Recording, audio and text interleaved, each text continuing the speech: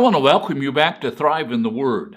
Today we're going to be looking at 1 Peter, the 3rd chapter, verse number 2. Now, what Peter has been doing is Peter has been telling the Hebrew people and the Hebrew believers that you need to be examples. You need to be examples, first of all, to those who employ you. You need to be examples now in your family. And Peter takes the wife to task at the very first person of the family, and he's telling the wives that they need to be an example to their husbands. Now, we believe that he's talking about Christian wives who have an unbelieving husband. And this is what he says.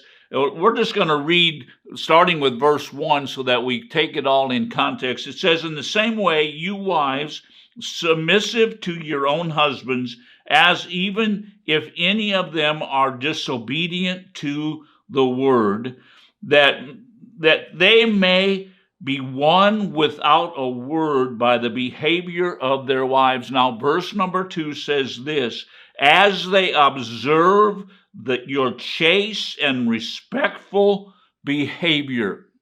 Now, notice here that Peter is saying to these wives, and he's talking to wives who have husbands who are disobedient to the word of God. And he's saying that you can win them by your behavior. Do you know that your life is a letter for people to read? Your life is the greatest message that you will ever preach. The way that you live your life, the way that you love people, the way that you show your love and devotion to the Lord in your life, it speaks thousands and millions of words that are extremely more powerful than what you say out of your mouth.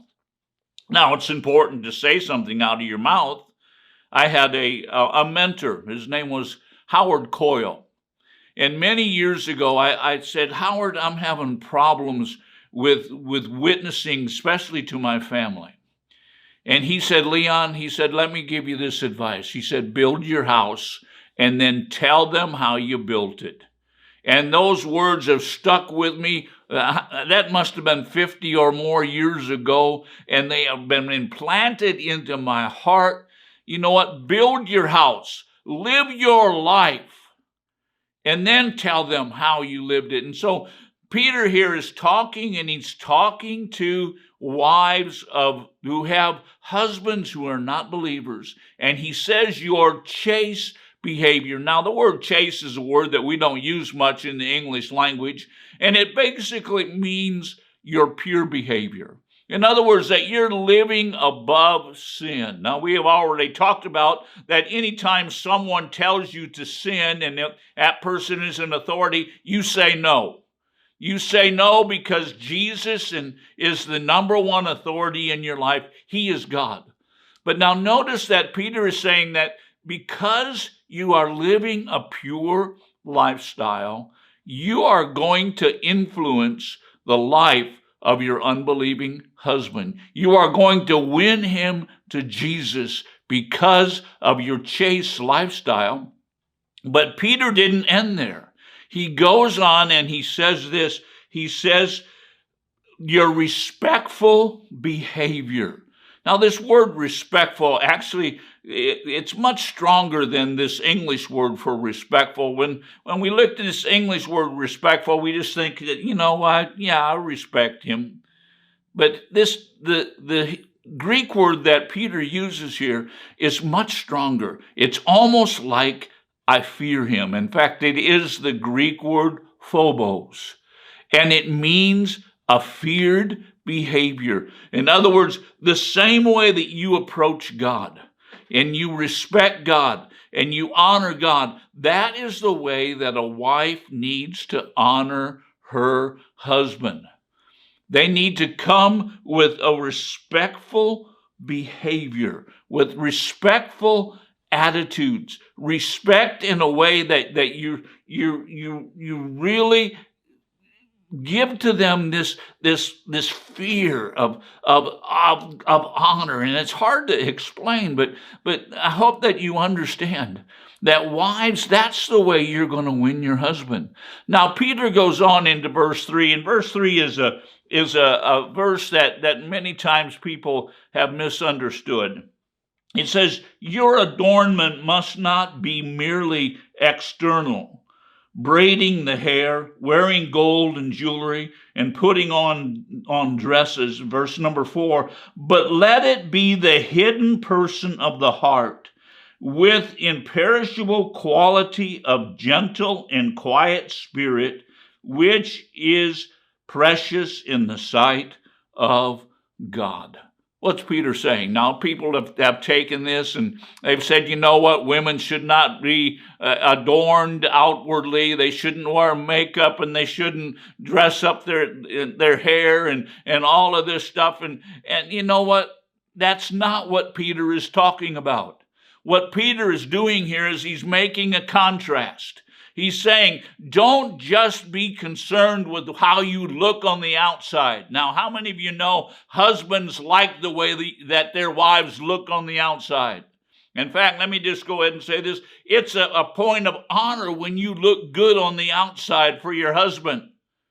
But that isn't the important thing. What the important thing is what Peter says here. It's the hidden person of the heart. It's your heart that's important. It's that person on the inside that they're going to see through your actions on the outside. And so Peter says, adorn that hidden person. And then he goes, with the imperishable quality of a gentle and quiet spirit. What's he saying? He's saying this is what the adornment of this hidden person is. It's a gentle and quiet spirit.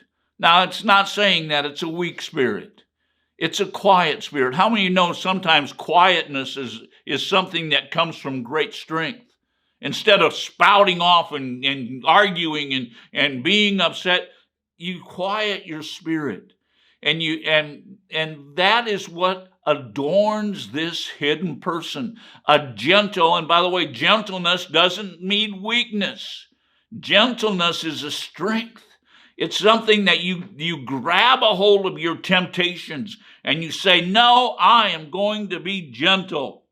And then he says that this is precious in the sight of God.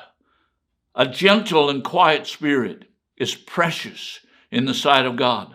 And you know what? Because God looks at this as something precious, you can expect the favor of God on your marriages. So wives, take these words to heart and treat your husband as Peter has asked us to do here in this book of 1 Peter in the 3rd chapter. Now we're going to continue on and talk about husbands in the very next video. God bless you until we speak to you again.